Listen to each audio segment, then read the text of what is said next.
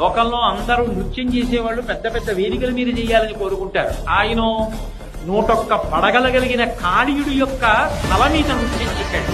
ఒక పడగ తొక్కుతుంటే 100 పడగలు పైకెత్తుతుంటే పడగ నుంచి పడగ మీదకి దూకుతూ నృత్యం చేశాడు. విసదామోదరు పాదఘాతనగతుల్ వేదేల చందంబులం ప్రసభాటోమధూప పాపమన భృత్యతామండలం ప్రసహంపై పగిలెన్ మడుల్ చెదరగా నాశ్యంబులం శోభితం దశగం దర్శనలు దుగ్గుగాగా గరళవత్నిజ్వాలికలు వెల్వడం అంటారు.